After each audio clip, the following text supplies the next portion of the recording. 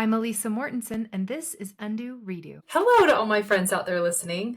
I love so much when I get to come talk to you and share the things I've been thinking about and what I've been working on and read all about what you guys are up to. I'm really excited.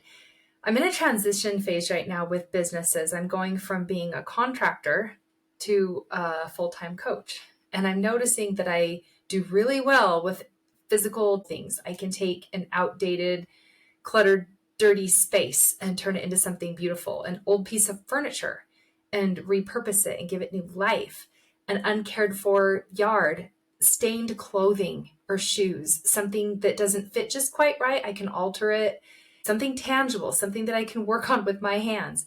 So easily turn it around into something reimagined while keeping it frugal, least amount of effort possible, simple steps for the biggest impact.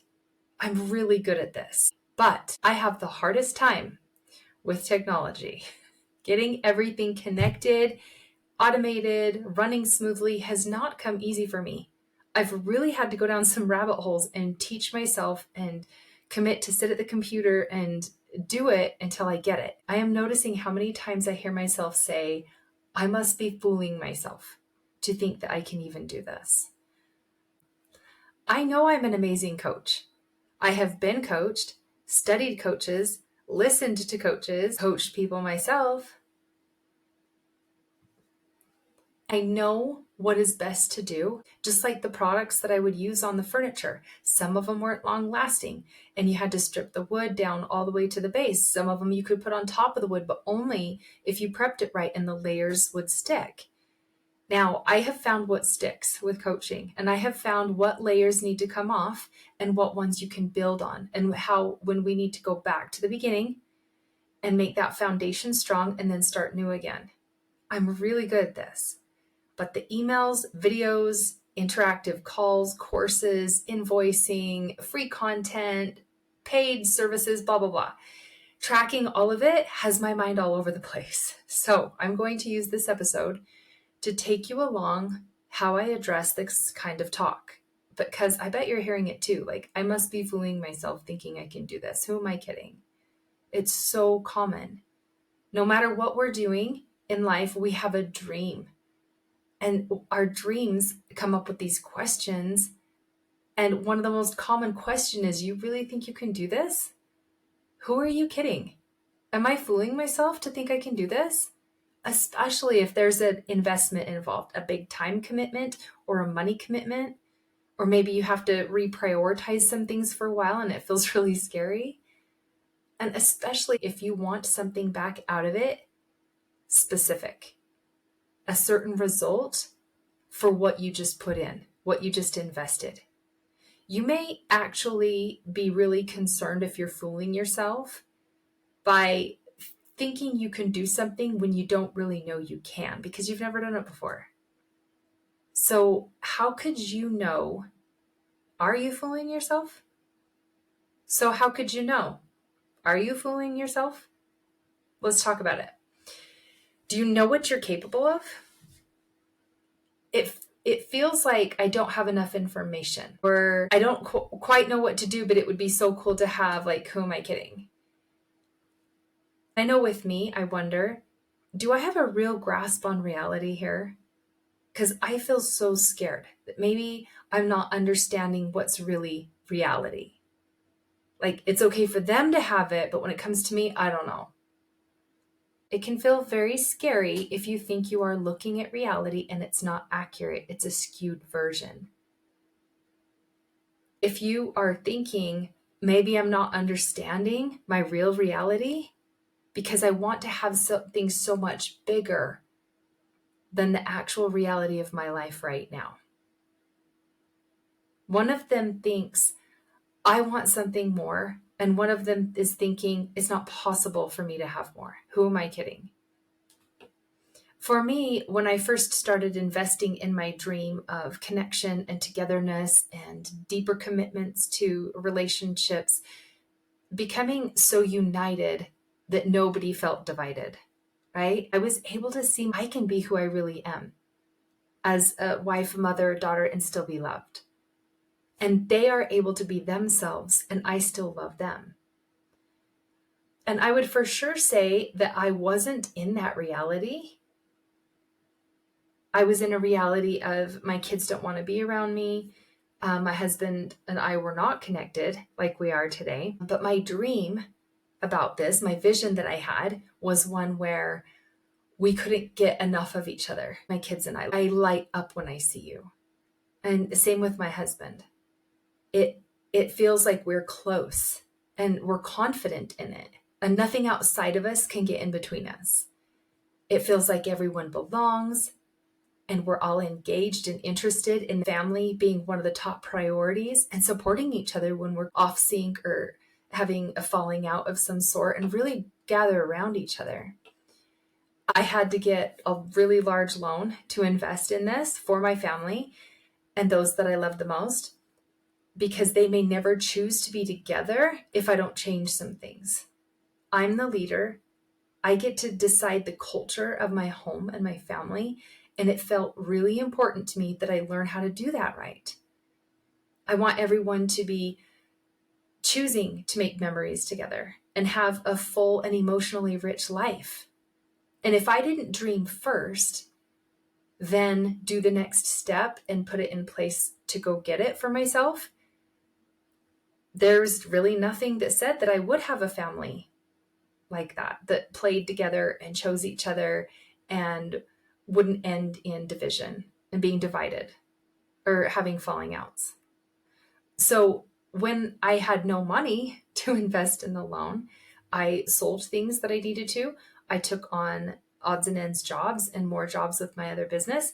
I went and got that loan. I was scraping the bottom of the barrel, even though it already seemed to be, my thought was, I'm at the bottom, there's no more to scrape out of this barrel. So I was wondering at the time if I was fooling myself. Am I recklessly taking on debt, fooling myself that this version of my life and these dreams for how I wanted to lead a home and lead my business and lead a career and groups of people and get people to show up in the best way possible?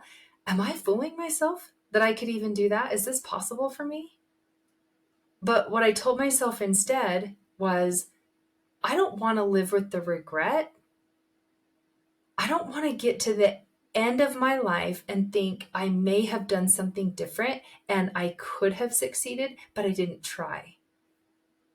I was willing to risk the amount of money and the amount of time and study and books and education and experience and learning to find out if I was capable and if it was possible for me. What am I capable of anyways? What are you capable of? Did you ever think about it? Like, could I be capable of more things? I could probably do that if I wanted to. I don't want to be sitting in wonder one day, not knowing if I could have came up with the money and done something a little different and a little better to change everything for myself and for everyone around me. An actual dream, an actual vision of mine coming true with togetherness and enjoyment and connection.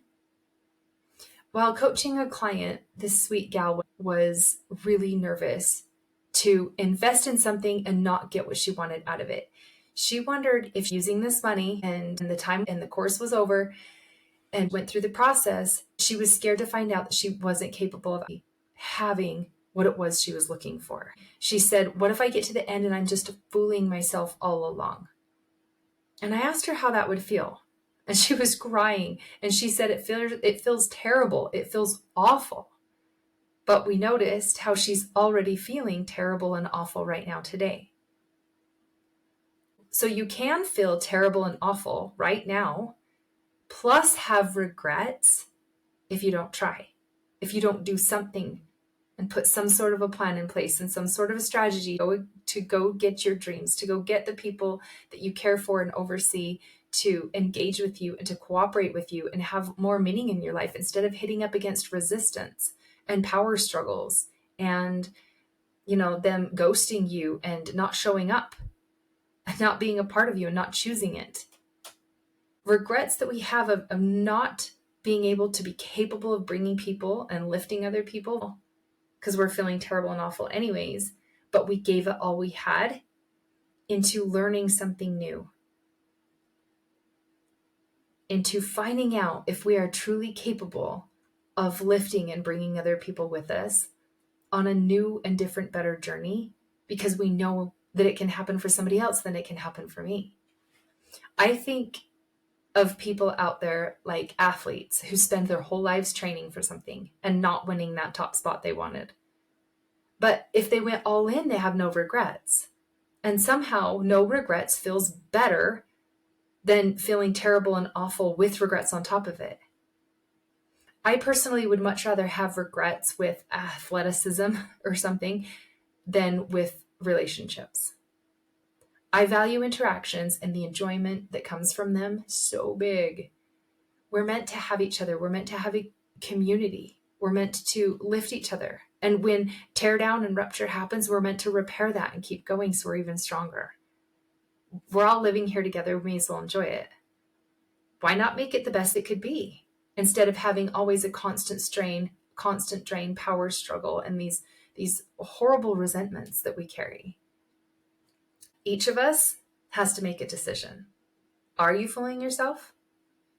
It's not that you're pulling one over on yourself. Like when we ask that question, it's not even a matter of having the capability or not. Am I pulling one over on myself, or am I capable or not? Because some may have a small amount of that ability, but even if you don't have the ability or the capability or anything, you can still learn it. It's just a skill. Either you're capable and you have some of it already and you're doing pretty good at it and you just need a boost, or you become capable and you make sure you learn it and you stick with it until you have it. Then the question becomes, are you willing to feel the discomfort of gaining the capability or not? Are you willing to keep going even when it seems like it's failing and everyone's arguing and nobody's listening and you just don't know how to lead a home or a career or business or get people to show up? You're just frustrated. Are you willing to keep going? Even if it seems like you're failing to get to the dream? What kind of cooperation do you want to have? And what does it take to develop the capability to get people to cooperate? To lift people into their own willingness to try new things and their own creativity, to have some fun, playful times, and to pull out the best in everyone, show them their talents, and really lead. I even wonder, with the dreams that I currently have, how do I continue to maintain my priorities in life and also be willing to try for new successes that I have been imagining for my own life? I always think to myself that the time's going to pass anyways, so I may as well be trying while the time is passing. In my case, a dream for peace with people and not as many contentious and draining relationships in my home or in my businesses really held my attention, because I found that relationally, I was really drained when I didn't do it right and when I didn't know how to do it. So I went looking for my answers. Once you decide to create a dream, now you have to find out, what's it going to cost?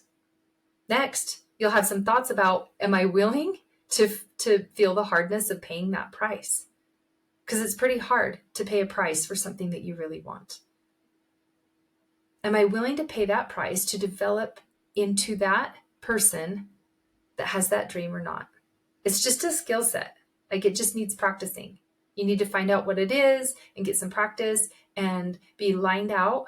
And like I said, I'm willing to go for it.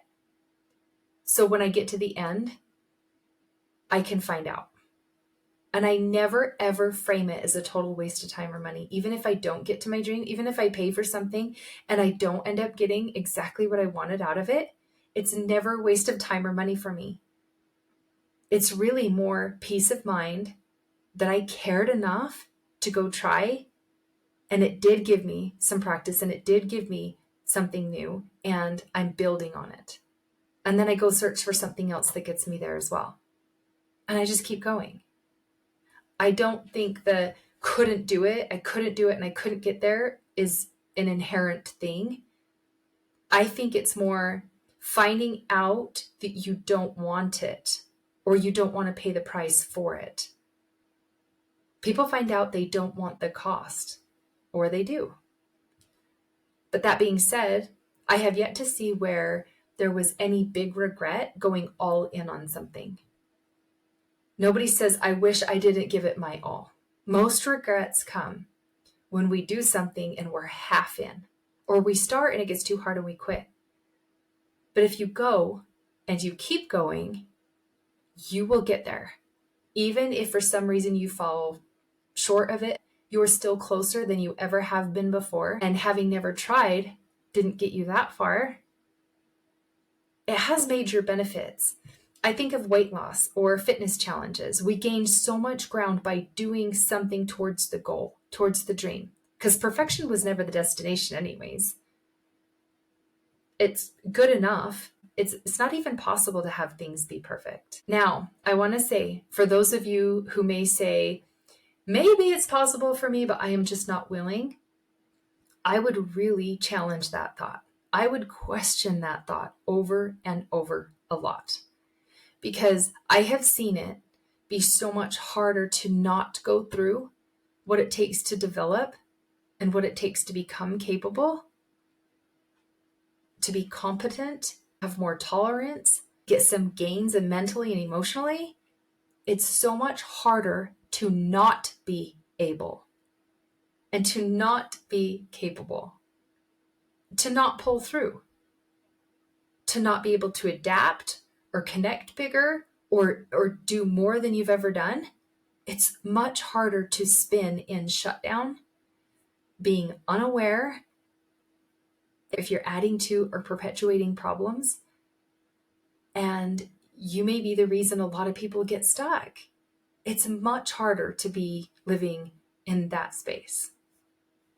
For sure, it feels unfamiliar. I'm not saying it's going to feel amazing, but it's an easier life to operate from and to communicate from and to have relationships from 100% capability than it is to operate from feeling like, I don't know how to do this. I'm not capable. This is what I wanted most and I can't get there. I can't reach them. I fight every day to get them to do what I want, and I can't anymore. That experience of your everyday and the contrast between the two is very different. When you tell yourself you're not able to do what you really want to do in order to have what's most important to you, it's like there's a big exciting dream inside of you and you're snuffing it out. That kind of day-to-day living is so much worse than paying any amount of time or money and learning how to do something and getting over the hardship of learning it to get to something that lasts so long. That little bit of work and learning and stretch and growth and really kind of digging in for a longer lasting portion of your life being amazing is so worth it. There's a reason we have time and we can come up with money and we spend it the way we want to get the life that we want. I mean, we could go buy things. Things are so much less important to me than the relationships I have. Why have the things if you can't enjoy the people you're enjoying it with? The next thing is that you may not have the belief in this at all. You may have been conditioned to delete people from your life, give up on others if you can't have your way. Maybe you have grudges that go really deep and you're not willing to let them go. Your mind is used to all of that. And that's fine. We're not going to take any of that away. So don't feel like you're going to become a doormat. Like if I don't have this, then I get walked all over. I have to stand up for myself. All of that is fine. We're not going to take it away. But you may feel out of control and angry at them. Your mind can't make sense of what the process would be or what is expected of you to become more capable. Have less conflict or be less stressed or have less anxiety trying to manage others.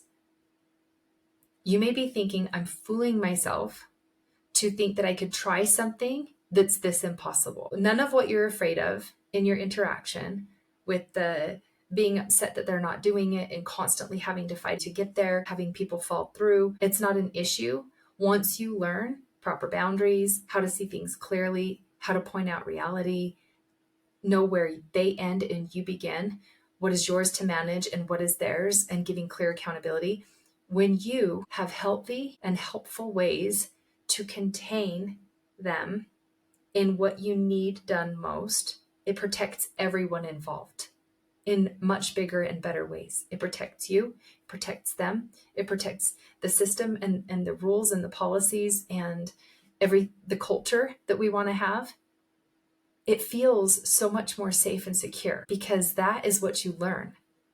You learn how to keep the safety and security, and that doesn't feel upsetting. When I'm guiding you, we go through 3 things that you can do, which are accepting it, changing it, or leaving it. And they're all done with very thought out and deliberate action, not in a frenzy of emotion, not because you're sick of it and you're done and you want to yell and then go home and shut down or kick the dog and yell at the cat. I teach you how to monitor and ensure your well-being and have the best case scenario possible. You won't have to do anything that doesn't feel like you. You don't default to being pushed around because now you're so easygoing and fun-loving. It ups the game. Connection is what always got better behavior out of everyone, not control. So when we drop the control, which is where the fear is, which is where the anger is, and we maintain connection, connection rises and lifts people. They want to do it because they love the vision of it. They've been told clearly. They can see and they're vested in it and they choose it. One of the things I think is really important when you're thinking of making an investment, no matter what kind of investment, is, are you thinking, I don't believe I can do this at all? And the person who tries to sell you on something is very convincing and you buy it because you believe that that person can do it for you. Like they'll make it happen for you. I'm going to pay this person and they're going to make it happen for me. They do the work. I get the results without too much effort. I think it's a bad risk and a bad investment. You be the one doing the work and decide, this is what is helping me get it for myself. I'm going to use this and invest time and money in this because this will get me capable of having that culture, that dream, that peace in relationships, and that support and direction and guidance. I will be willing to do everything that's required. You don't go all the way to the grand prize and think, I'm going to pay someone and I'm going to get this thing like a transaction. You have to believe, I'm going to invest time and money in learning this thing. And there's going to be small steps that I'm going to have to do that builds the belief, that builds with a strategy, that feels like it's broken down into tiny enough pieces. It's too simple not to do. I'm going to get there because these steps are really short. There's lots of them, but they're not big, grandiose steps. I'm not going to burn out. How can you meet yourself with where you are right now in your current ability? We're all able to do something at this point in our lives. How can you meet yourself where you are at currently with what you're able to do, and also see that there are many small steps that you can do to build on what you already have? Maybe you're fooling yourself with holding on to too much perfectionism. Our control could still be a big part of this picture. Am I being honest with myself? Am I listening to myself? Like, is that us trying to have too much control over, if it's not perfect, then I'm not going to start? The most responsible place to be is where you own your decisions around your investments. Let's make it happen without someone else doing it for you. The idea of having this dream come to be part of your day-to-day life is so fun to think about. And there's lots of little tangible steps in the process where you make sure that it happens for you. That's what keeps you moving forward and growing into the capability, are the small, little, simple processes. That's the determining factor. The little doable things. So if it's so doable, it's less about, am I fooling myself? And more about, am I choosing to do this or not? When we root ourselves in reality and we don't get sucked into some alternate version, when we want to be the one that is capable, we decide to develop it. How I know I'm not fooling myself is by tracking my progress. I pay attention to how things used to freak me out and they don't anymore. And I see one little moment at a time that I did better than I did last time. I would just decide to move forward and become so capable that I don't live with regrets and that I keep growing instead of staying stagnant, and have progress and bring people with me, everyone who's around me. Even if I didn't get what I wanted exactly, because none of us can be perfect, and that's part of the control we're letting go of, I come really close to it, and that is good enough.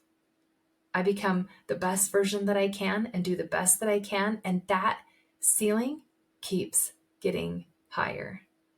It's actually infinite. I never hit the top. You never hit the top. So, are you fooling yourself? Ask yourself that question. And if you really don't think you're capable and you really don't want to do it, question that. Because anything is possible. And if it was the tiniest little steps and you couldn't not do it because it was so simple and tiny, if it was broken down so little, it would feel almost effortless. That's what I promise. All right. So, to this week, are you fooling yourself? Think about it. Question it. And come see me if you want any of these results for your relationships and in your life. I'll talk to you soon.